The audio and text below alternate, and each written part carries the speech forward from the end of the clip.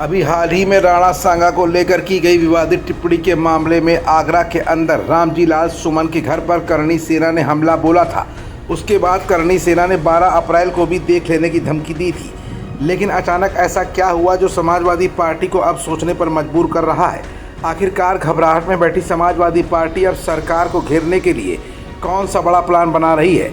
रामजी लाल सुमन ने मीडिया के बीच कौन सा बड़ा बयान एक बार फिर दिया है? और अखिलेश यादव के बयान के बाद राजनीति में अब क्या घमासान होने वाला है? ये कुछ ऐसे सवाल है जिनका जवाब अपनी आज की इस रिपोर्ट में हम आपको दिखाएंगे भी और बताएंगे भी। दरअसल उत्तर प्रदेश के अलीगढ़ में लोगों ने सपा सांसद रामजी लाल सुमन के काफिले पर टायर फेंके। हड़बड़ाहट में गाड़ियां अनियंत्रित होकर आपस में टकराई।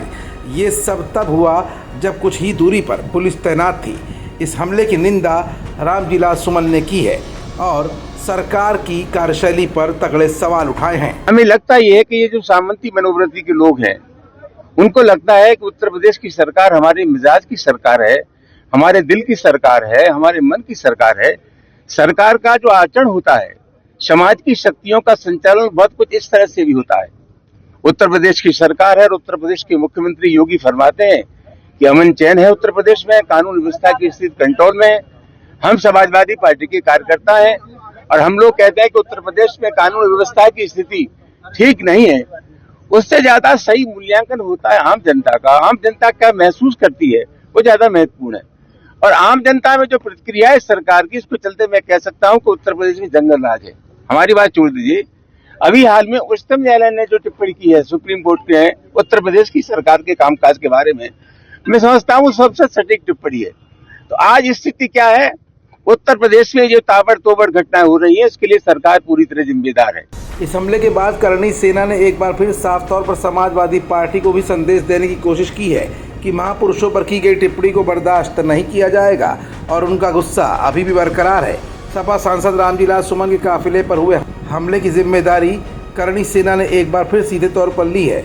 ओकेंद्र राणा ने जो कुछ कहा आप खुद ही सुन लीजिए। जय राणा सांगा, मैं क्षत्रिय करणी सेना युवा राष्ट्रीय अध्यक्ष ओकेंद्र सिंह राणा। अभी आपको पता लगा होगा कि जो अलीगढ़ के गवाना टोल पर जो सांसद सपा के सांसद सुमन पर जो हमला हुआ है, वह हमला हमारे करणी सैनिक क्षत्रिय करणी सेना परिवार के लोगों के द्वारा, हमारे भाइयों के द्वारा किया गया है। हम इस हमले की पूरी जिम्मेदारी लेते हैं।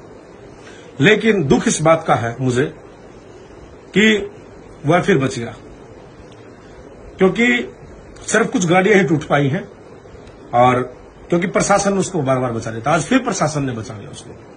मैं उत्तर प्रदेश सरकार और प्रशासन से निवेदन करता हूं कि आप इसको बार बार ना बचाएं, क्योंकि इस व्यक्ति ने, आप सबको पता है, इसने हमारे किसी एक समाज को नहीं, किसी एक बहुत बड़े एक महापुरुष और समस्त हिंदुओं को गद्दार बोला है। समाजवादी पार्टी सांसद रामजी लाल सुमन के काफिले पर हमले के बाद अखिलेश यादव भी आक्रामक रूप में दिखाई दिए। अखिलेश यादव ने साफ तौर पर इस हमले की जिम्मेदारी सीधे तौर पर सरकार पर ही ठहराई है। सपा मुखिया अखिलेश ने कहा कि सांसद माननीय रामजी लाल सुमन जी के काफिले पर टायर और पत्थर फेंककर उनके ऊपर जो जानलेवा हमला हुआ है वो उस एक्सीडेंट का कारण बना है जो प्राणांतक दुर्घटना में भी बदल सकता था। ये एक आपराधिक कृत्य है। इतने टायर एक साथ इकट्ठा करना एक गहरी साजिश का सबूत खुद है। ये एक बार फिर इंटेलिजेंस की गहरी चूक है या फिर जानबूझकर की गई अनदेखी है।